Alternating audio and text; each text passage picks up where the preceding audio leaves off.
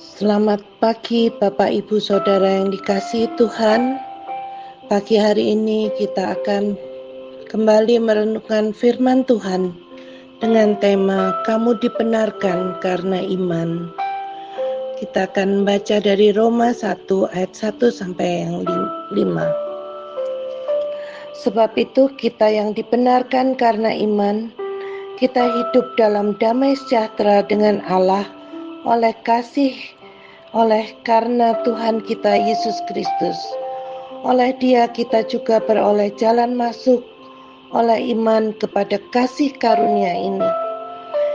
Di dalam kasih karunia ini kita berdiri dan kita bermegah dalam pengharapan akan menerima kemuliaan Allah.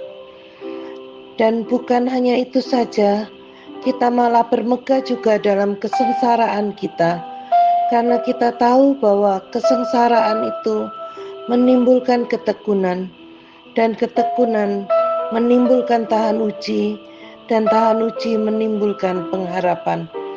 Dan pengharapan tidak mengecewakan, karena kasih Allah telah dicurahkan di dalam hati kita oleh Roh Kudus yang telah dikaruniakan kepada kita.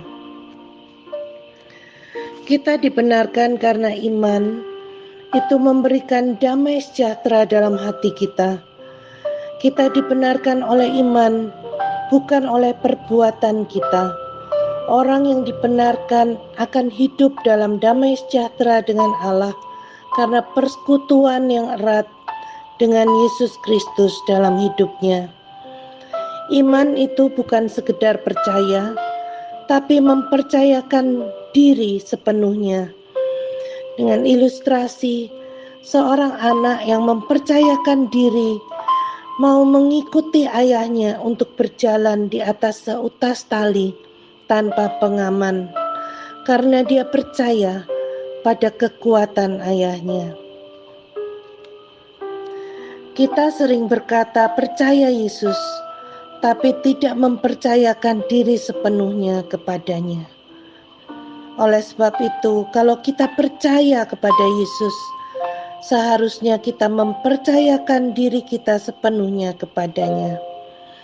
Dan oleh iman kita dipimpin oleh kasih karunia untuk menerima pengharapan mulia, yaitu kedatangan Kristus yang kedua. Juga oleh iman kita juga dipimpin oleh kasih karunia untuk bermegah dalam kesengsaraan kita, karena kesengsaraan itu menimbulkan ketekunan, dan ketekunan menimbulkan tahan uji. Allah telah mengutus anaknya untuk mengalami kesengsaraan karena dosa kita. Oleh sebab itu, kita pun harus tetap setia walaupun di dalam kesengsaraan atau kesulitan di dalam hidup. Kita harus bersyukur karena Allah telah berkorban bagi kita. Kita bersyukur karena kita boleh melayani Tuhan meski di tengah kesulitan atau kepahitan hidup. Hidup ini sederhana. Lakukan saja apa yang menjadi tugas tanggung jawab kita dengan setia, dan Tuhan akan memelihara kita. Selanjutnya, karena kasih karunia kita dibenarkan. Kita baca dari Roma 5 ayat 7 dan 8. Sebab tidak mudah seorang mau mati untuk orang yang benar, tetapi mungkin untuk orang yang baik. Ada orang yang berani mati, akan tetapi Allah menunjukkan kasih-Nya kepada kita oleh karena Kristus telah mati untuk kita ketika kita masih berdosa. Memang tidak mudah seorang mau mati untuk orang yang benar, tetapi mungkin untuk orang yang baik. Ada orang yang berani mati. Akan tetapi Allah menunjukkan kasih-Nya kepada kita oleh karena Kristus telah mati untuk kita ketika kita masih berdosa.